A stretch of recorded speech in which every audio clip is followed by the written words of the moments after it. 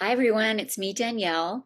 I thought I would come in and talk about my personal experiences with going out of body.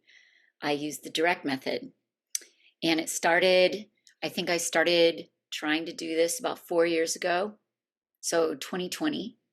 I watched a movie called Superhuman, The Invisible Made Visible, and it was kind of scientific experiments involving people's extrasensory abilities.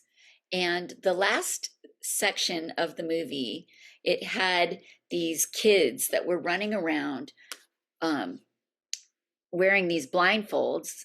So I bought it. It was called Mindfold. I found them on Amazon. I will say I've had the interior come off many times, and I've tried to Gorilla Glue it, and now finally I used silicone, clear silicone, and that seems to be grabbing it pretty good. But I had to cut like the sides to breathe better because I felt like it was kind of impairing my breathing. But anyway, I'm back to the story.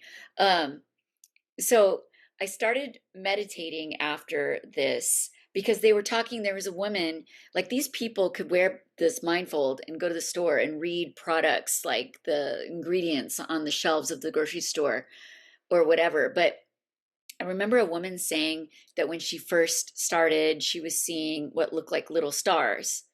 So I started meditating, which was a whole thing in and of itself, and I could probably do uh, a segment just on meditation. But for me, I had such a hard time figuring it out.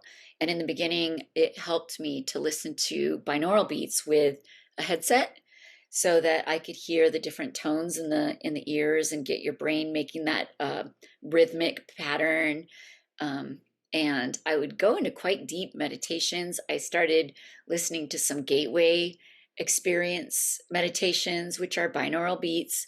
There's a couple of them on YouTube, and I think they're on Spotify that I could find that I would do. But I would go into such a deep meditation that like my mouth would be so dry at the end, and I felt like I was probably like not making saliva while I was meditating. It was really, really intense. But I did start noticing the little spots of light that look like stars, and I thought, oh, okay, this is the beginning, and I'd be wearing my blindfold, which I've learned I don't really need to do, but I'll tell you why I do it at the later. I started seeing colors. Sometimes I'd see geometric shapes or lights. And I thought I was going straight to space.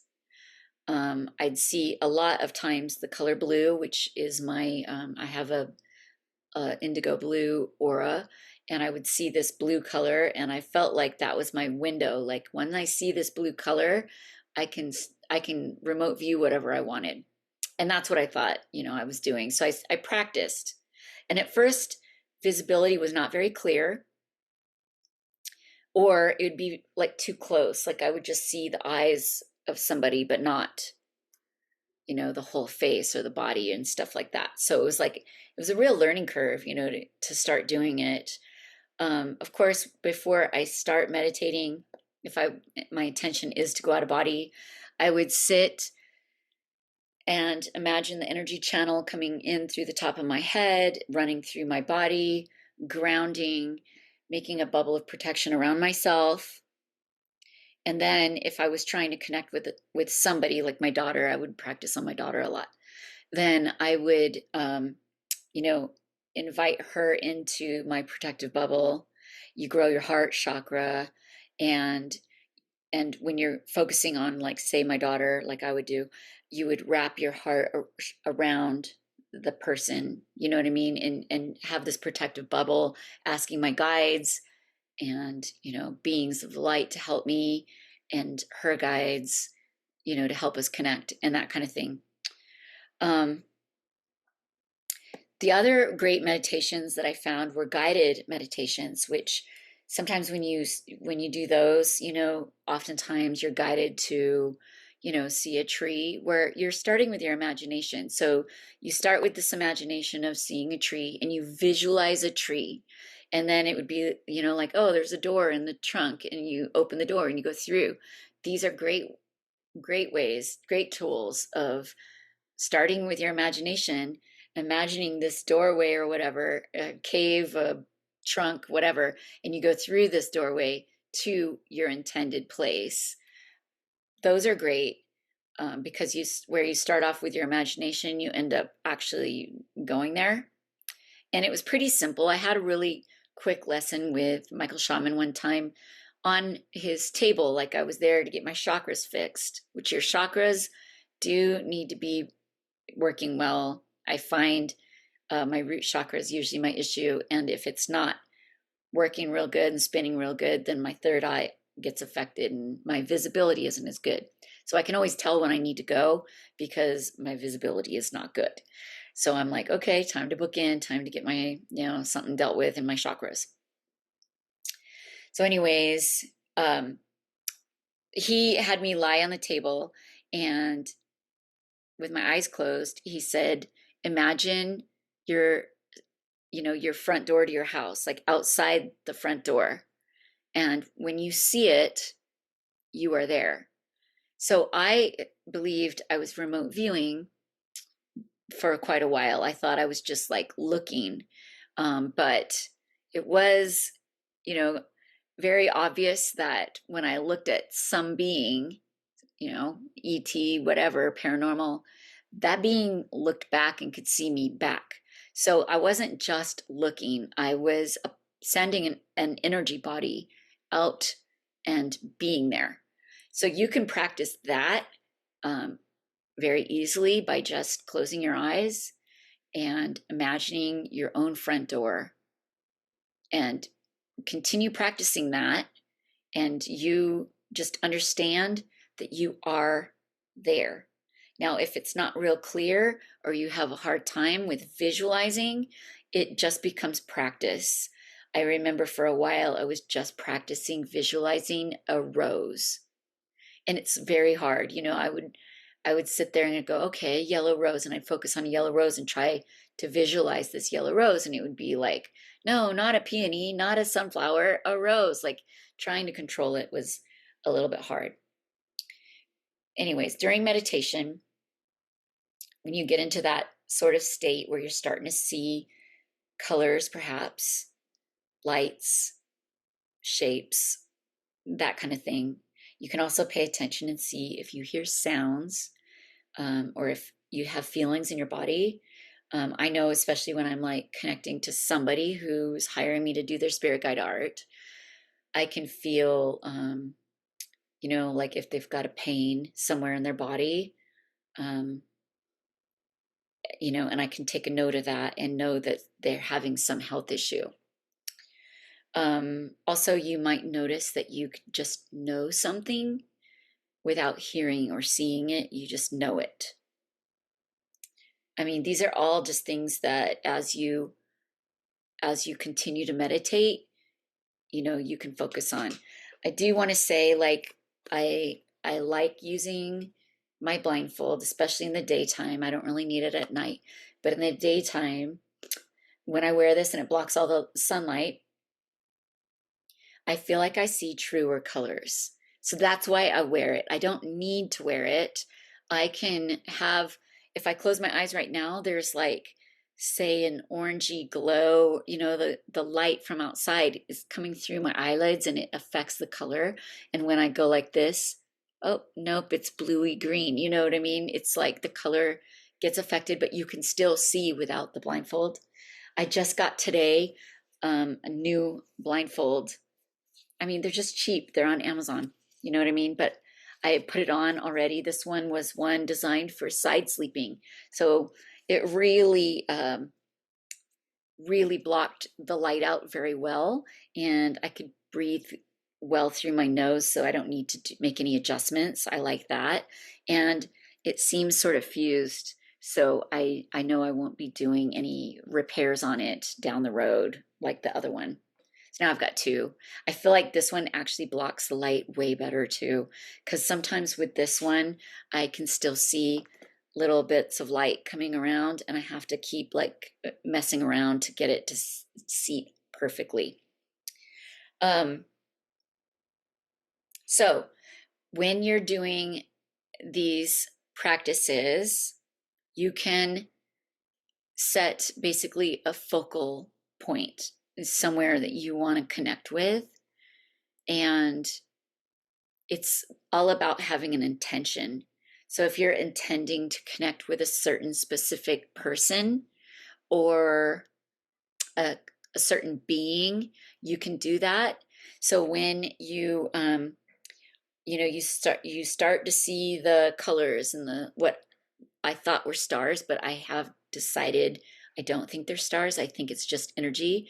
And the little things that look like stars are light energy, and the space between is the dark energy.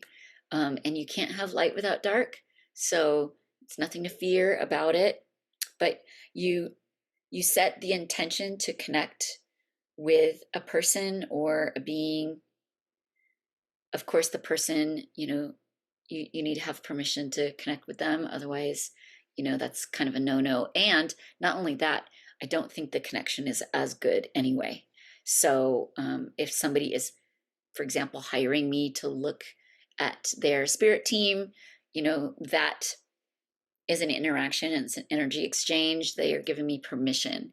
So that is always much better than if you try to look at somebody's spirit guide without their permission. It's a lot harder. It would be a lot harder to see. The other thing that I had to learn on this whole journey was narrowing. It's kind of like a satellite dish. So when I'm trying to connect to somebody's spirit team, all their guides, I'm like sending out too wide of I don't know what to call it, but it's like a fishing net, it's too big.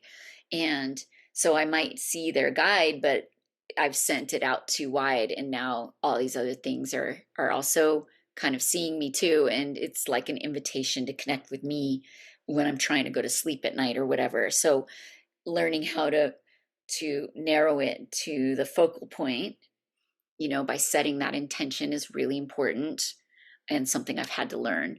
So it's all a learning curve, but I did spend 4 years doing this and improving my own ability.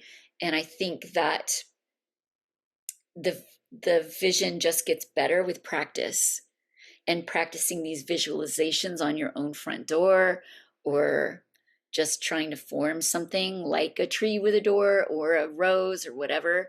These are really good exercises to start off. So anyways, I did want to just share about that. I think all of these topics can be kind of like delved into deeper, but I'd love to hear anyone else's experiences and questions. If anyone's got specific questions about this direct method, it is a form of going out of body.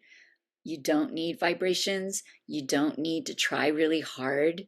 You just need to practice. And, now, of course, I've integrated with some big energies. Everything's changed. I've shifted to the fifth dimension. My visibility actually has been a little bit more of a struggle, but I know that it's just like it's like you plateau and you might dip down and then you go up again. So I know that I'm leveling up and I'm getting the information still, whether it's through feeling, knowing, and all this. Like I still am seeing shapes. Sometimes it gets real clear. Sometimes it doesn't, but somehow I still am getting the information. And I think that is still really good because it's forcing me to use my other clairs and not just my visibility. And I think spreading it throughout all the abilities is better because, things do shape shift. So if you only have your vision and not the feeling and the knowing and the hearing and all the other things, then you can be tricked, right? So it's good. It's good to work on all the clairs. And so I'm just being patient with myself as I'm about to level up. I know this because, that's my intention and that's what I'm working on. And, now it's just a matter of learning how to work with vibrations and frequencies in other ways, not just vision. Um, but of course, like I said, anyone else's experiences, I'd love to hear. And so leave comments. And if you have any questions specifically that I can answer about this method, because there are others, there's, going, getting lucid in your dreams and starting to control where you're going while you're dreaming. Those are great. And I have had a couple of those, but um, I find that I don't remember my dreams very well. And people who do remember their dreams, they only remember little pieces. And also, they get snapped back to body, um, kind of out of their control. Whereas the direct method, I feel like you can be out longer. You don't have these like snapbacks, don't happen. And you have all the recollection of the out of body. So, anyways, thanks for watching, and I hope everyone has a beautiful day. Bye.